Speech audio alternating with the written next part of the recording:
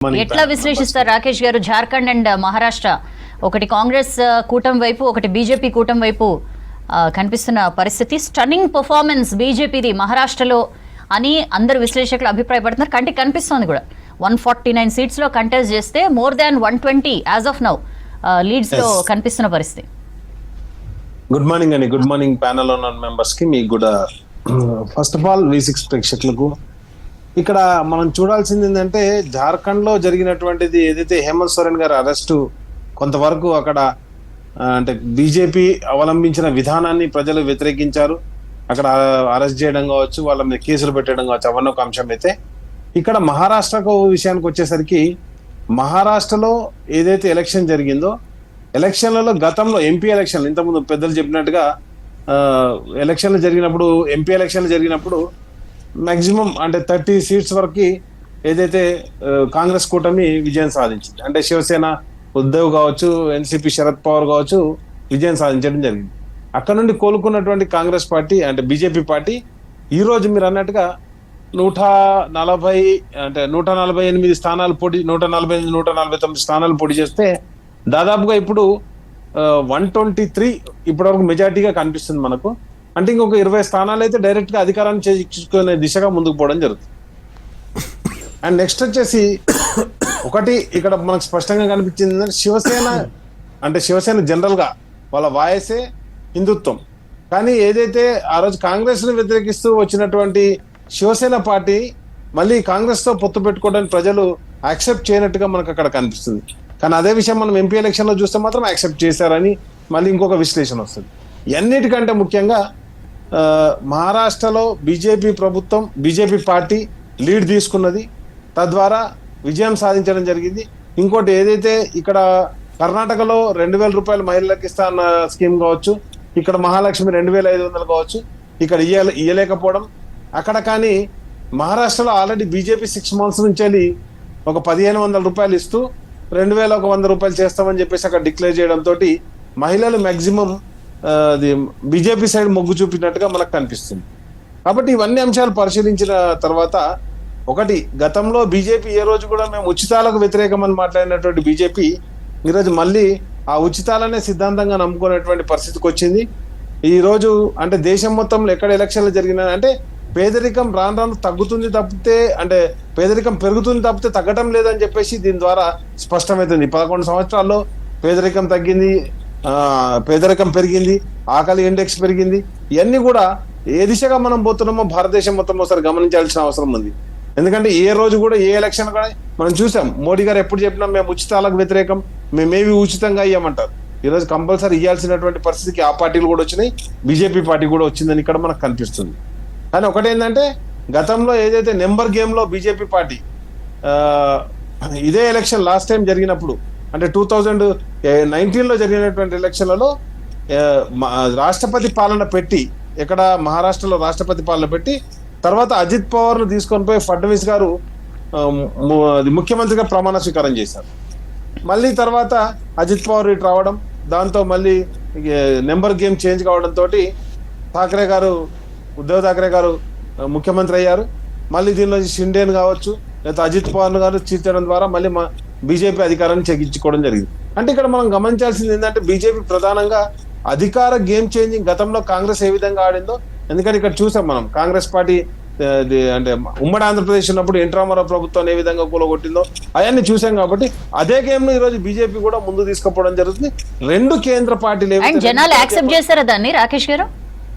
నేనేమంటానంటే, రెండు జాతీయ పార్టీలు కూడా అదే విధంగా ముందుకు పోతున్నాయని చెప్పేసి, ఎక్కడ కూడా గేమ్ చేంజ్ ఏం లేదు, రెండు కూడా పవర్ గేమ్ ని ఆడుతున్నాయని చెప్పేసి సుస్పష్టంగా తెలుస్తుంది. ఒకటి మాత్రం ఏంటంటే, ఇప్పుడు బీజేపీకి అవసరం ఉన్నాయి ఓన్లీ 23 నుంచి 20 స్థానాలు మాత్రమే. ఆ 25 స్థానాలు అందరి దగ్గర ఉన్నాయి.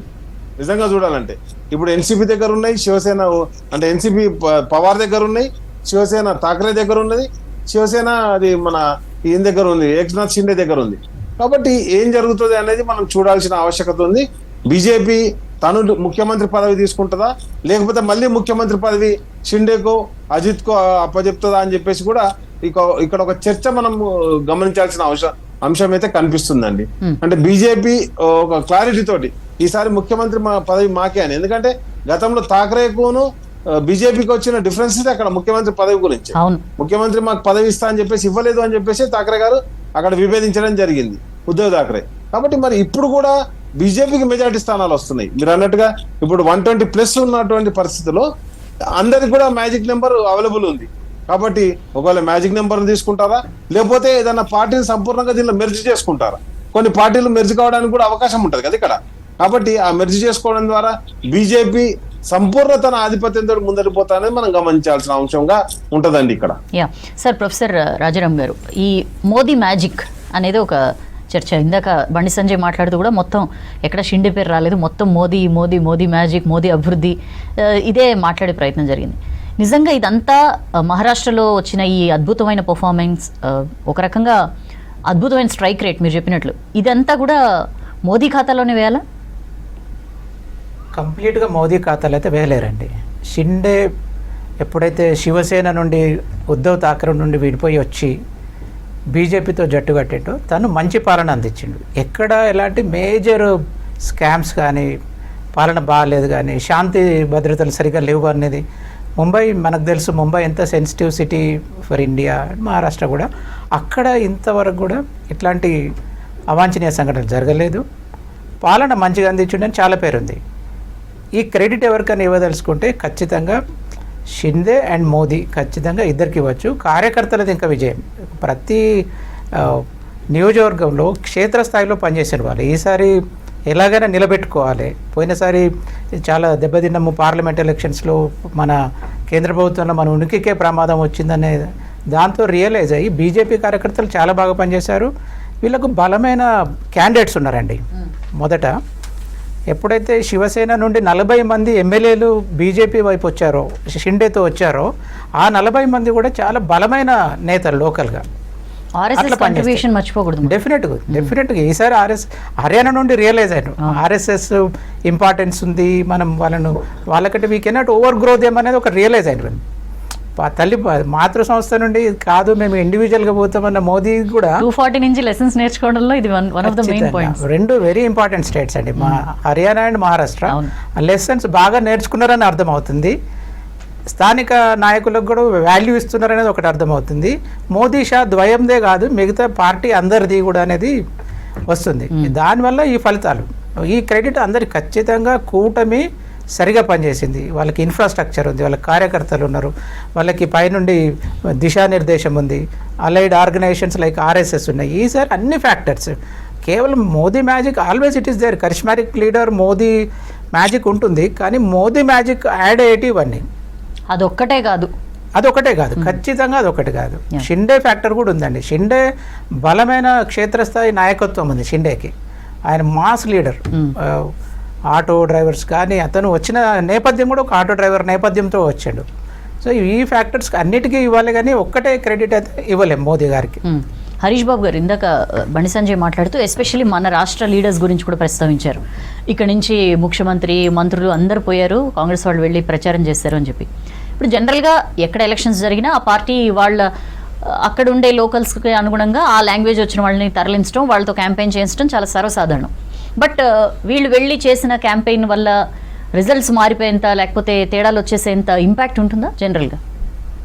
కేవలం లీడర్లే కాదు, రిసోర్సెస్ కూడా ఇక్కడ నుంచి మొబిలైజ్ చేశారు వాళ్ళకి. ఎందుకంటే ఇక్కడ అధికారంలో ఉన్నారు కాబట్టి మాకున్న సమాచారం మేరకు చాలామంది మంత్రులు అయితే మనం చూసాం, 4-5 మంత్రులు అయితే కంటిన్యూస్గా అక్కడే ఉన్నారు. ముఖ్యమంత్రి గారు బాంబే వెళ్ళారు, విదర్భ వెళ్ళారు, మరఠ్వాడ, అన్ని ప్రాంతాల్లో కూడా తిరిగారు. నేనేమంటా అంటే ఇది వీళ్ళు వెళ్ళిన తర్వాత ఎస్పెషల్లీ విదర్భలోనైతే నేను 15 రోజుల క్రితం వాతావరణం చూశాను, ఎలక్షన్కి ఒక్కొక్కరు 2 రోజుల ముందు వాతావరణం కూడా చూశాను. చాలా మార్పు వచ్చింది. తెలంగాణలో Congress performance is bad. Congress చక్కర్లో పడితే మనం అన్యాయం అయిపోతాము. మేము కూడా ప్రచారం బాగా చేసాం. డబుల్ ఇంజన్ సర్కారు ఇక్కడ నడుస్తుంది, అక్కడనేమో నో ఇంజన్ సర్కార్ నడుస్తుంది. మా రైలు పట్టాల మీద ఆగిపోయింది, మాకు ఇంజనే లేదు. అటువంటి పరిస్థితుల్లో మీరు డబుల్ ఇంజన్ సర్కార్ని కాపాడుకోండి అని మేము కూడా అప్పీల్ చేశాం. చిమూరు వెళ్ళాము, గడ్చిరోలి వెళ్ళాము, చంద్రపూర్ వెళ్ళాము, చాలా విదర్భ ప్రాంతాల్లో చాలా తిరిగాము. అసలు తెలంగాణ నుంచి వీళ్ళు రిసోర్సెస్ మొబిలైజ్ చేశారు. ఇది పూర్తిగా తెలంగాణ కాంగ్రెస్ లీడర్షిప్. ఇప్పుడు ఒక తెలంగాణ కర్ణాటక నుంచి వీళ్ళు మొబిలైజ్ చేశారు రిసోర్సెస్ అంటే, మీకు అన్ని రాష్ట్రాల్లో మీరే ఉన్నారు కదా, మీకు ఏ రకంగా మొబిలైజ్ అయి ఉంటుంది? ఇప్పుడు అది నేనేమంటా అంటే, సరే money mobilisation alone is not the criteria. వీళ్ళు పూర్తిగా దీని మీద డిపెండ్ అయ్యారు. ఎందుకంటే ఇక్కడ 2 రాష్ట్రాల్లో ఉన్న సరే money has become indispensable for elections అనేది మనం అందరం యాక్సెప్ట్ చేయాల్సిన విషయం. అది ఎలక్షన్ కమిషన్ పరిధిలో కూడా ఉంది, చట్టం చేయాలి, స్టేట్ ఫండింగ్ ఆఫ్ ఎలక్షన్స్ నడవాలి అనేది ఇంకో రకమైన చర్చ. కానీ ఒక పాజిటివ్ వాతావరణం డబ్బులతోటే తయారు కాదు. పాజిటివ్ వాతావరణం ఎప్పుడు ప్రజల్లో ఒక నమ్మకాన్ని కలిగించే వ్యవస్థ ఏర్పడినప్పుడు ఆ నమ్మకాన్ని మహాయుతి అలయన్స్ ఏదైతే ఉందో అది కల్పించింది. దానికి మీరు 6 నెలల్లోనే వాళ్ళు సర్దుకున్నారు, గుణపాఠాలు నేర్చుకున్నారు. కాంగ్రెస్ ఎక్కడ నేర్చుకుందండి? ఇప్పుడు చూడండి, లాడ్కీ బెహన్ యోజన బాగా పనిచేసింది అంటారు. నిజంగా నాకు చెప్పారు కూడా. నాకు అక్కడ నేను గడ్చిరోలి వెళ్తే అది ఎస్టీ రిజర్వ్డ్ కాన్స్టిట్యున్సీ. అక్కడ మాకు డాక్టర్ గారు అక్కడ సిట్టింగ్ ఎమ్మెల్యే, ఆయన మార్చి ఇంకో డాక్టర్ గారికి ఇచ్చారు. ఈయనకైతే అసలు రాజకీయాలతో సంబంధం లేదు, ఆయనకు ఊర్లో పేర్లు తెలియదు, గెలిచాడు. సో పరిస్థితి ఎట్లా ఉందనంటే, ఒక పార్టీ బేస్డ్ సిస్టమ్ తయారు చేయడంలో, ఒక ఆర్గనైజేషన్ని పటిష్టపరచడంలో అక్కడ చాలా ముందు ఉన్నాం. అక్కడ వెరీ అదర్ ఫ్యాక్టర్స్ కూడా, ఆర్ఎస్ఎస్ పుట్టిన ఇల్లు కాబట్టి వారి మాట కూడా కొన్ని ప్రాంతాల్లో చెల్లుబాటు అయింది, వాళ్ళ ఆర్గనైజేషన్ కూడా అక్కడికి వచ్చింది. అన్ని విధాలుగా ఇది ఒక మంచి ఆల్టర్నేటివ్ అనేది ముచ్చటగా మూడోసారి ప్రభుత్వానికి మధ్యలో ఒక సంవత్సరంన్నర అనుకుంటా నాకు ఈ ఉద్ధవ్ ఠాక్రే గారు ముఖ్యమంత్రిగా ఉన్నప్పుడు 2 ఏళ్ళు కూడా పూర్తి చేసుకోలే. అది తప్పించి 2014 నుంచి ఇప్పటి వరకు the same government is continue. చూడండి, యాంటీ ఇన్కంబెన్సీని పక్కన పెట్టి, లోక్సభ ఎలక్షన్ రిజల్ట్ని పక్కన పెట్టి, ముచ్చటగా మూడోసారి మళ్ళీ అలయన్స్కి, మహాయుతి అలయన్స్కి ఓట్లు వేయడం అనేది చిన్న విషయం కాదు. దీని నుంచి బీజేపీ కొన్ని తప్పులు చేస్తే వెంటనే సర్దుకుంటుంది, కాంగ్రెస్ తప్పులు చేస్తే సర్దుకునే పరిస్థితి కూడా లేదు. Their leadership is defunct. మీరు అన్నారు కదా, ఇప్పుడు వాయనాడులో టూరిస్ట్ లాగా వెళ్తున్నారని ప్రచారం అక్కడ జరుగుతుంది. సరే, వాయనాడ్ ఈజ్ డిఫరెంట్, అక్కడ మైనారిటీ పాపులేషన్ చాలా ఎక్కువ ఉంది, వాళ్ళకి అనుకూలం, అది సేఫ్ ప్లేస్ అని ఈయన ఉత్తరప్రదేశ్ వదిలేసి అక్కడికి వెళ్ళినప్పుడు మనం చాలా విషయాల మీద ఆలోచన చేయాలి. కాబట్టి నేను బండి సంజయ్ గారు చెప్పిన దాంట్లో నేను పూర్తిగా ఏకీభవిస్తా. ఎందుకంటే అక్కడ మోదీ ఫ్యాక్టర్ అనేది పెద్ద ఎత్తున పనిచేసింది, చాలా విస్తృతంగా పర్యటన చేశారు అమిత్ షా గారు, మోదీ గారు, మన యోగి ఆదిత్యనాథ్ గారు, మిగతా అందరూ కూడా. మేము తెలంగాణ నుంచే దాదాపు 20-25 మంది ఒక్కొక్కరికి ఒక్కొక్క విధానసభ క్షేత్రం ఏదైతే అసెంబ్లీ క్షేత్రాలను కేటాయించారు, 3 నెలల నుంచి అక్కడ ఉండాల్సిన పరిస్థితి. సో ఆర్గనైజేషన్లో we're far better. That has really helped us.